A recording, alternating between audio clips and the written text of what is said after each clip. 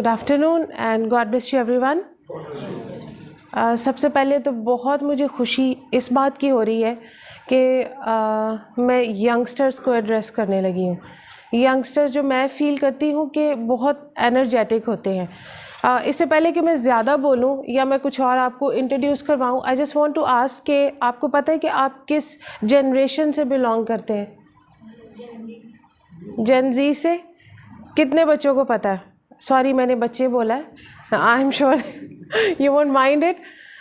हम जितनी भी हम सब की जनरेशन्स आ रही हैं या बर्थ हो रही हैं, एक्चुअली ये ईयर्स के हिसाब से डिवाइडेड है और एक्सपर्ट्स ने इनको डिवाइड किया है। जो बर्थ 1995 से 2010 तक है वो जनरेशन जी है।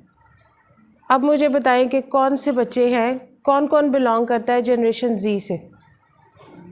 आई गेस ऑल राइट। अब जनरेशन जी की जो क्वालिटीज़ है ना, हाईली एनर्जेटिक है ये जनरेशन, हाईली इनोवेटिव है, आइडियाज़ से भरे हुए हैं ये लोग। और एनर्जी अगर मैं बोलती हूँ तो एनर्जी ये नहीं है कि आप लोग नोटोरियस हैं, आप शरारती हैं, नहीं, एनर्जी आपके पास to do something extraordinary. मैं अपना टाइम वेस्ट नहीं करूँगी अपना इंट्रोडक्शन करवाने पे, because already this is done by Tabitha, right. तो just I want to continue with the things और कुछ टर्म्स ऐसी मैं आपके सामने बोलूँगी, माइट भी आप लोगों ने इससे पहले वो ना सुनी हो, और अगर सुनी भी हो तो उनको इतना फोकस ना किया हो कि मेरे लिए ये इम्पॉर्टेंट है या नहीं। लाइफ स्किल्स के बारे में सुना है, राइट। उसकी एक और ब्रांच है सॉफ्ट स्किल्स। बेसिकली मैं ट्रांसफॉर्मेशनल स्पीकर हूँ और मैं पिक ही सॉफ्ट स्किल्स के टॉपिक को करती हूँ, which is related to your personality. आपकी पर्सनैलिटी ट्रेट से रिलेटेड है। आपने किस तरह अपने आप को प्रेजेंट करना है, आपने किस तरह सोसाइटी में मूव करना है, come what may the area you belong to.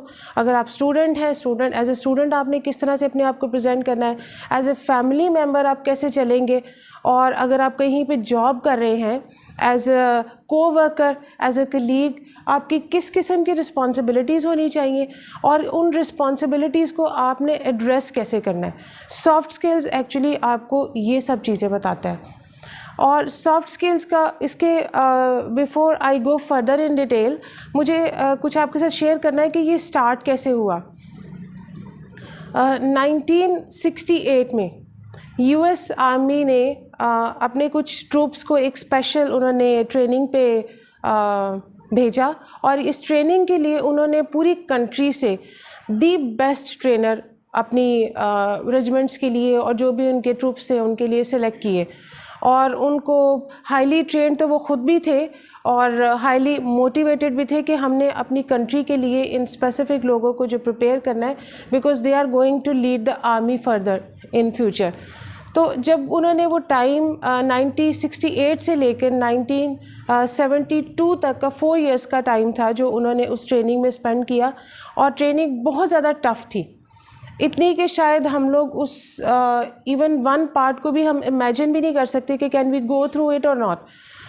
इतना टफ पीरियड उन्होंने स्पेंड किया, और जब वो सब अपना एक फाइनल स्टेज पर पहुँचे तो दे केम टू नो कि देयर इज़ वन ग्रुप जिनकी परफॉर्मेंस जो थी वो एक्स्ट्रा ऑर्डिनरी, बहुत सुपर्ब थी, एक्सीलेंट थी, राइट। उन्होंने इस चीज़ को obviously we all know about USA or the people who are living especially in European countries, they try to find out, उनको ये होता है कि इसके पीछे रीज़न क्या है, लॉजिक क्या है, और वो ऑलवेज़ इन चीज़ों के बारे में ढूंढते रहते हैं, सो दैट ये उनके लिए नहीं बल्कि फर्दर लोगों के लिए भी हेल्पफुल हो।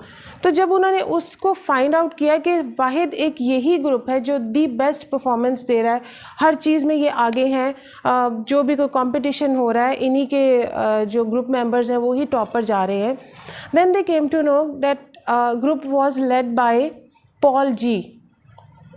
ये हिस्ट्री में इस शख्स का बहुत बड़ा नाम है, यूएस आर्मी में इसका बहुत बड़ा रोल है। लेटर इसने और भी बहुत से यूएस आर्मी के लिए कारनामे अंजाम दिए या जो भी उसके क्रेडिट पर चीज़ें थी। That time they came to know कि ये ग्रुप को उसने लीड किया, पॉल जी ने।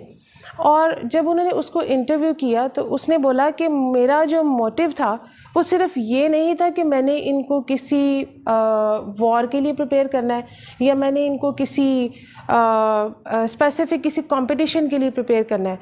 ही सेड कि आई वाज इंटरेस्टेड कि मुझे इनके प्रोफेशनलिज्म के साथ साथ इनकी पर्सनालिटी को भी किस तरह से शार्प करना है, किस तरह से इनके प्रोफेशनलिज्म को मैंने पॉलिश करना है, ताकि ये सोसाइटी में not only army man, they should present themselves as a better human being, जो इन्होंने साबित किया. और उसका रिजल्ट क्या आया? उनका team work. Basically, their teamwork was on top. It was not that individually they were preparing themselves to fight. वो team work में काम कर रहे थे. तो basically इसका इस logic को and then this was the point actually जब ये soft skills की ज़रूरत महसूस की गई, क्योंकि hard skill वो है जो आप कंप्यूटर से related और अपनी life में और चीज़ों को learn करने के लिए like bookish knowledge जो आप पढ़ते हैं वो hard skills होती है. This was the turning point in the history के hard skills के साथ साथ soft skills बहुत ज़रूरी होते हैं. और वो soft skills क्या होते हैं? आपका team work, आपकी innovative ideas, how you can work on your innovative ideas, creative ideas and on to it problem solving. We all know that we are struggling with lot of problems in life. Come what may, we are student, we are children, teacher हैं, because I am teacher तो मैं teacher का नाम इस profession का पहले लूँगी. और offices में काम करें, हम लोग problems को face करते हैं, issues को face करते हैं. Do we face or not? Everywhere. कुछ भी हो जाए, इवन इस इतने से ग्रुप को कंडक्ट करना, इनको बिठाना, इनको एक पॉइंट पे गैदर करना, that was another issue, problem. Was it और नॉट? It was. तो इसको कैसे टैकल किया गया? There was planning behind it, right. So problem solving सबसे जो मोस्ट अटेंटिव होना चाहिए और जिसको हमें एड्रेस करना चाहिए, that is problem solving, which is on the top and which should be actually on the top. तो जो ये सारे सेशन हम लोग करेंगे, खुदा करे कि हम इसको कंटिन्यू करें. इसी तरह आपको डिफरेंट सॉफ्ट स्किल्स पे मैं प्रिपेयर करूँगी, जिसमें सबसे पहले प्रॉब्लम सॉल्विंग होगा. And then I am interested to prepare you for leadership, जो हमारी यूथ के लिए बहुत ज़्यादा ज़रूरत है लीडरशिप की. लाइक किसी एक बच्चे को यहाँ स्टेज पर बुलाना, उससे कुछ कहलवाना, that is really a tough thing, right. तो अगर ऑलरेडी आपके अंदर ये लीडरशिप की क्वालिटीज़ तो हर किसी में मौजूद होती हैं, तो अगर आप इसको थोड़ा सा पॉलिश कर लेंगे तो आपको सिर्फ एक इशारा करना पड़ेगा, आर यू रेडी और नॉट, और आप सब कहेंगे, then it would be difficult for us to decide कि हम इसको पिक करें, इसको पिक करें या उसको करें, राइट. सो आहिस्ता आहिस्ता हम इन सब क्वालिटीज़ को लर्न करेंगे. And today the basic topic which I have selected, because ये एक इंट्रो टाइप सेशन है, मैं नहीं चाहती कि मैं लेक्चर ही लॉन्ग देती जाऊँ और नेक्स्ट टाइम आप सोचें कि वो तो वहाँ पे खड़ी रहेंगी और बोलती रहेंगी, हमने शायद आधा सोना है आधा जागना है, तो बेटे ये कि घर पे बैठ जाए, राइट. तो इस दफ़ा मैंने सोचा कि सिर्फ ये इंट्रोडक्शन सेशन होगा, जिसमें मैं ख़ुद को इंट्रोडक्शन आप दूँगी अपना just for few minutes, right. और लेटर इंट्रोडक्शन आपने अपना देना है, ठीक है. तो टॉपिक है self awareness. Today's topic is self awareness. हम अपने बारे में कितना जानते हैं, हम खुद को कितना जानते हैं, हम अपनी क्वालिटीज़ को समझते हैं, हम अपनी वो चीज़ें जिनसे हमें प्रॉब्लम होती है या दूसरों को हम इरिटेट करते हैं, क्या हम उनको समझते हैं? Do we have full control to control these problems? चले मैं अपने बारे में आपको बताती हूँ. जब मैं आपकी एज में थी तो मैं बहुत इंट्रोवर्जन टाइप पर्सन थी. इंट्रोवर्ट आपको पता है, किसी के सामने जाना, बोलना और इवन पब्लिक को फेस करना, that was a big fear for me. And on the other side मुझे लीडर बनने का शौक़ भी बहुत होता था, लेकिन कुछ मरहलों में मैं ख़ुद को बिल्कुल ही एक शेल में ले जाती थी कि no, this is not my place, I can not do this. और कहीं मैं बहुत ज़्यादा लाइक हॉस्टल लाइफ में मैंने बहुत लीडरशिप, मैंने 4 years हॉस्टल में गुजारे, तो लीडरशिप को बहुत ज़्यादा मैंने एक्सपोज किया. And I guess that was the time when I could polish my attributes as well. तो जितना एक्चुअली जो मेरा फियर था ना, what I felt in life, what I learned in my life, मैंने उसी को पॉलिश किया.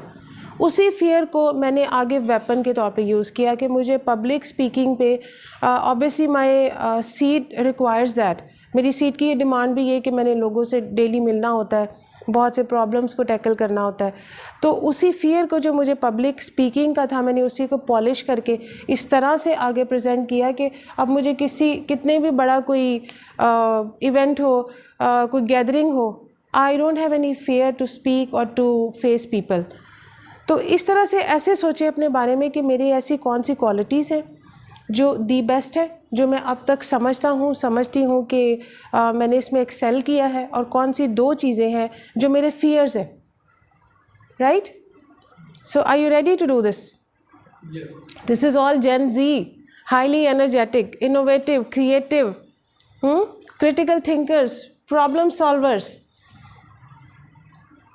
Ready? Good, very good, alright. So हाँ जी, sure.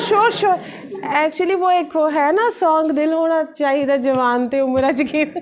So I am also like that, and I am sure that all the people who are sitting, we belong to one generation.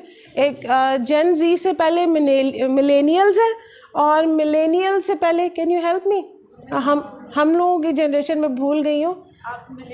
नहीं, we are not millennials.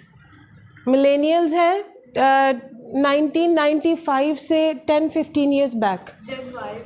Gen Y होगी, I guess Gen Y है, generation Y. I am really impressed, because मुझे ये बच्चे, मेरे बच्चे घर में मुझे इस टाइप की इंफॉर्मेशन मेरे साथ शेयर करते हैं, और मुझे so ready. Who could be the leader of the day?